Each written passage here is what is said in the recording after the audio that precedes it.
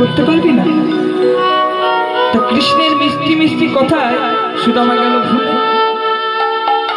রাজি হয়ে গেল গুরু গৃহে চুরি করতে। কি হয়েছে, আজ গুরুমা তার আগের দিন কতগুলি নারকেল নাড়ু করে একটি কৌটোর মধ্যে রেখেছে গৃহের অভ্যন্তরে। আর সেই কৌটোর মধ্যে রেখেছে সেটা কিন্তু জানতে পেরেছে কানাই।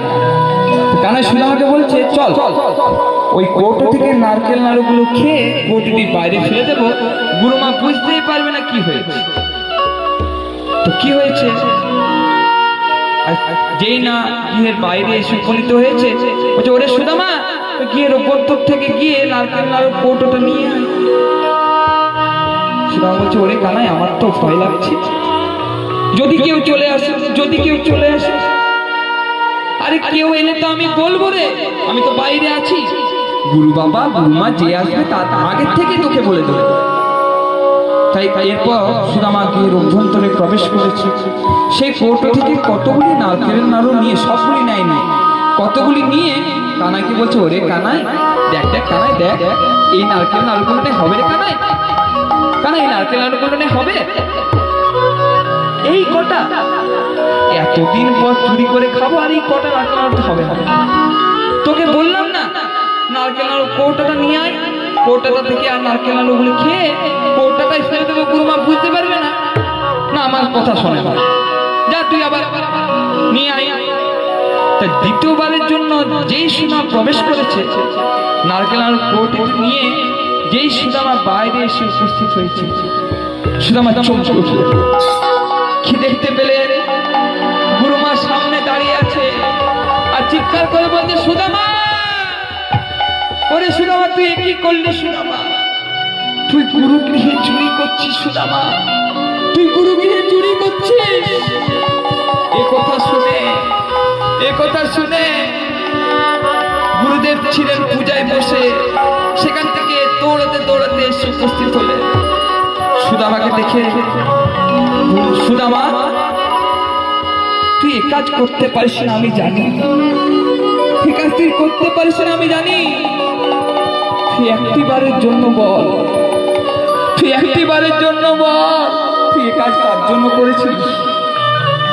সুদামা মনে মনে চিন্তা করলো, আজ যদি আমি কানাইয়ের নাম নিয়ে নিই,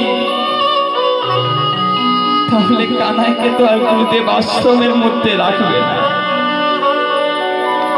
সুদামা কানাইকে তার প্রাণের থেকেও বেশি ভালোবাসত।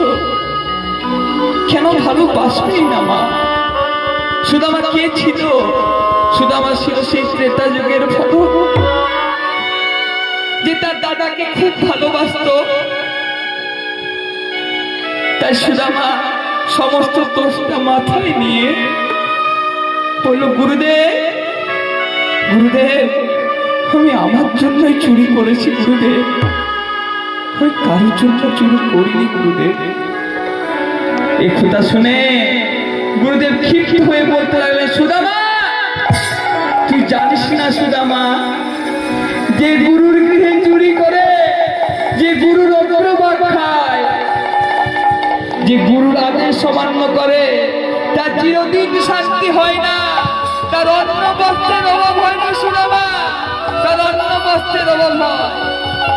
আমি তোকে অভিশাপ দিলাম, তুই ভিখিরি হবি সুদামা, তুই ভিখিরি হবি, বের হয়ে যা আমার চোখের সামনে থেকে,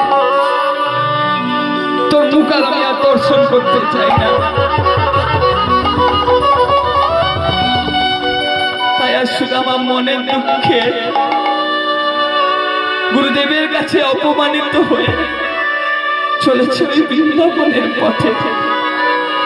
আর যেই না বৃন্দাবনের পথে এসে উপস্থিত হয়েছে, কানাই তার পথ রুদ্ধ করে দাঁড়িয়েছে।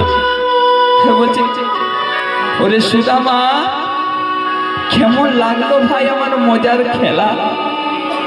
মজার খেলা, এই কেমন খেলা?